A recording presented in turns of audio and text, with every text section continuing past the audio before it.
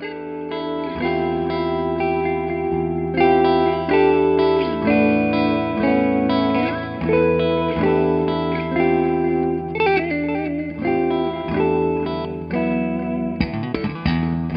did you start playing guitar? Can you tell us a little bit about, what got you inspired to pick it up and stuff like that? Yeah, well, one of the biggest inspirations just passed away the other day, which is Chuck Berry. Oh, yeah. And I saw this movie he was in called American Hot Wax. Yeah. And the acting was really not that great. It was actually starring Jay Leno before anybody. There's a lot of the movies with musicians in them tend to be kind of so-so on the. But he was terrific. Yeah. Actually, all the musicians were great. They just played themselves. Yeah. Anyway, so he in that movie to me, he just stole the show. Yeah. And that was when I really saw just what a guitar could do. And at that time, I had no idea. He influenced so many people. I didn't know that the Beatles covered his tunes. Yeah. I didn't know Angus Young got the Duck Walk from him. I would later find out. Lemmy considered him a huge influence. So how old were you back then? I was 10 years old. Okay, yeah. And at the same time, I had recently discovered Kiss. Yeah. And I was more interested in them as like comic book characters. Yeah. But when I heard some of the music, especially stuff like Detroit Rock City, which I'm doing in my jazz band, cool. which I've been. To me, I mean that just knocked me out. Yeah. And I didn't know if I wanted to be like an Ace Frehley or a Paul Stanley or Chuck Berry but I was kind of leaning in one of those directions. Yeah. And then I heard the first Van Halen record, and then I was like, okay. Done. Forget it. Lead guitar. Yeah. Bring it on. Let's make this happen. And that's when you started practicing a lot? I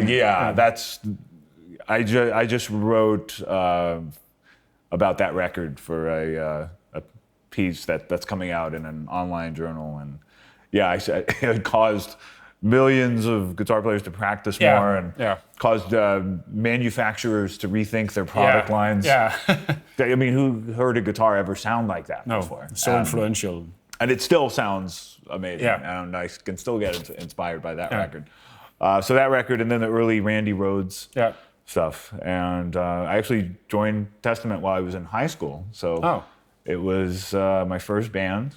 And around that, about a couple years into it, even though I loved playing that music, I really hardcore discovered blues and jazz. Yeah.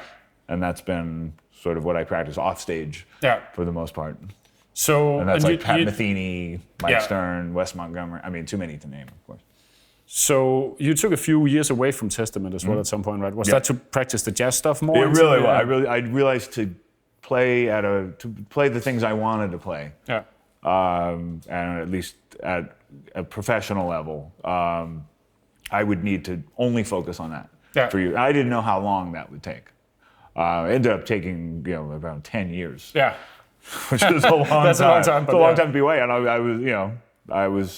it was nice when when we got back together and to find I could still do the metal stuff. Did you have to practice to get all the rhythm parts? A little bit. It didn't take long. I think because I'd done it for a few years, it sort of came right back. Yeah. But I need to, for the things I practice, it's definitely more on the jazz side of things. Just because I've done those first few years of my playing were really hard rock and heavy metal lead guitar. Yeah. So it's like, okay, if I can play along with my favorite jazz or jazz rock or fusion records, whatever they are, the metal's not a problem. No. But if I only play my favorite metal albums, then the other stuff's going to suffer. And it actually has less to do with sort of chops and technique than it does dynamics. Yeah. Yeah, because, I guess with a metal band, because everything is super loud all the time. Right, and it's a different, it's a touch. Yeah. It's a different touch. And also your ears and being able to interact in improvisational situations, which is just very different. Performing a metal gig is great, and it's very hard and it's challenging, but it's a whole other challenge to interact with live musicians as the music's happening. And I also guess the whole difference between, I mean, jazz by nature is improvisational, whereas metal, even if you think of it as this, it's rock and it's kind of rebellious in a way. Right. Typically, especially in like the harder metal stuff, even live the solos are actually played note by note, like you do on the albums. Absolutely. So it's very different, I guess, in that sense as well. Yeah. Well, I found that out my first tour. Because I thought, I can play a different solo every night. This would be fun. Fans would come up and talk, hey, why don't you play the solo? So I realized, they want to hear the solo. But you can actually find ways to improvise within making the solo recognizable. Yeah. Like, for example, if I'm on a certain fret, and I know say I'm in C sharp. Yeah. And I know it's a blues type shape. Yeah. Maybe I can alternate it somehow. Okay, yeah. Or maybe if I do, say, a 1-octave arpeggio, maybe I'll throw in a 2-octave arpeggio or something. You can find ways to kind of tweak tweak it, without it being too obvious. But the whole goal is to make it as similar as possible. If you have a great show one night in a metal band, you want the next night to match it as much as possible. Yeah. Whereas if you're doing any sort of improvisation, you want it different. Yeah. You don't want it to be anything like exactly how you played the night before. So a question, we're actually, Daniel, the camera guy, and I were talking in the car over. We both play guitar. And we're talking a little bit about, different epiphanies on the guitar when you kind of unlock something you didn't realize before. And interestingly enough, now that you're sitting here, I have to tell you that years ago I was going through I think it was a Guitar World, and you had some lessons in there at some point. And there's one that really opened up some doors for me, which was basically the concept of free note scales, free notes per string scales, and practicing them up and down the fretboard and learning all the shapes. That really that was like a mind-blowing experience to me. Cool. That I've used ever since. So do you have some, especially with the jazz stuff, I'd imagine coming from that more of a rock and metal background, especially playing over more harmonically complex stuff.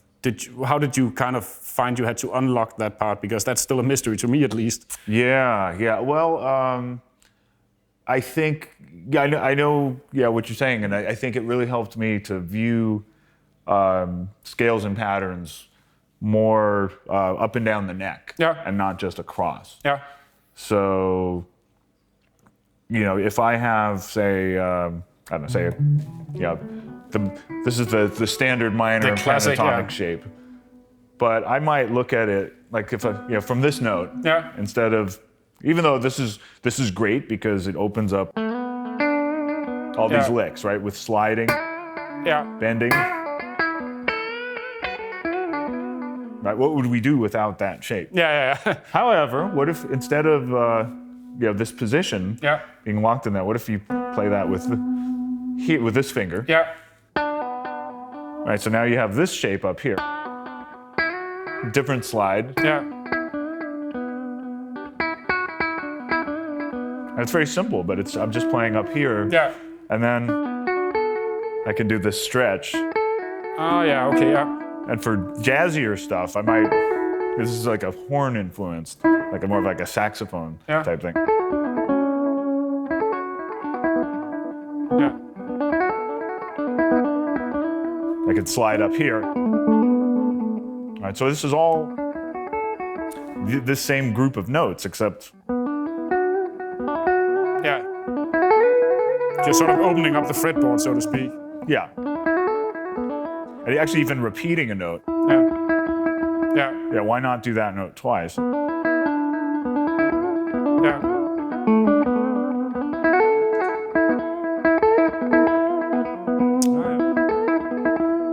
See, these are all fours. And also, remember, I can slide. And I can do the same, I could start my position over. So this is all on 2 strings. What if I start here? Oh, yeah. Here. Here. Right, so here it gets to be a bit of a stretch, but still.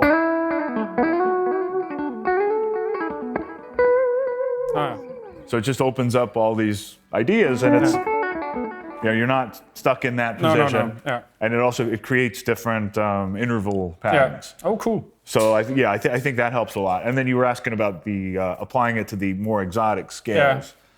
So I used to do a lot of the legato stuff. The Satriani influenced, and I studied with him, so I have a right to you have rip right him off actually. a little bit. And actually, I just taught with him and at his G4. Oh, cool. With Eric Johnson and Mike Keneally. And Vi came down. It was really cool. That's cool. I felt like I was 14 years old. Back at school again. Yeah. But so he would do a lot of this type of legato stuff.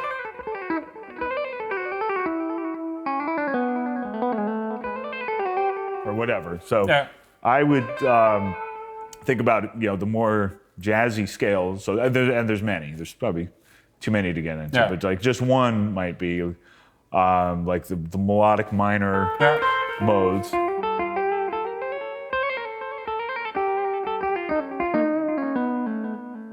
me try that again. The one I'm trying to do is.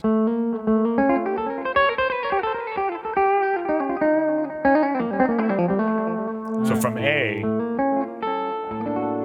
Oh, yeah. It's called the altered scale. So the altered scale, Yeah.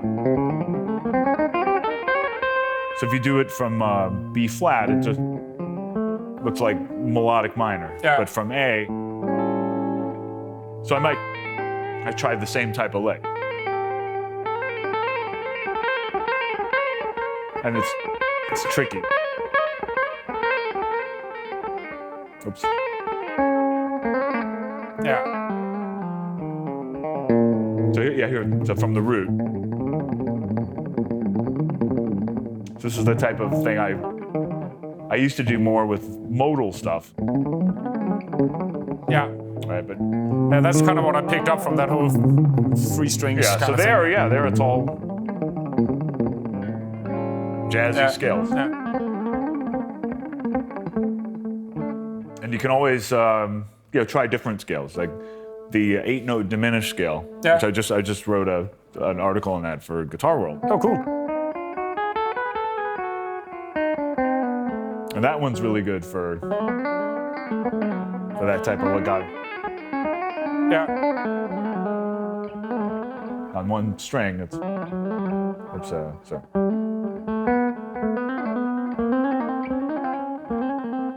Sorry, A. There we go. The A diminished. Yeah. So there's a symmetrical kind of thing. Yeah, and if I do the A half whole diminished, that's this. Yeah. There's a run also on the ritual, right at that, I think it's Signs of Chaos or something like that, where you do like a very fast, I think I hear it as a diminished run starting somewhere up I think there that and was then goes when all the way I down. recently discovered the diminished. Oh, okay, yeah. And I realized the diminished scale isn't. No. Right. There's The more notes diminished to it. yeah, big difference. Yeah. Cool. So that was a little, quick lesson in some scales and some jazz stuff. So again, thanks so much for taking the time to do this. We're really looking forward to the concert tonight. Absolutely, yeah, it's great to do this, and big fan of the gear. Thank you. So. We're definitely fans here as well. So Okay. Thank you. Thank you.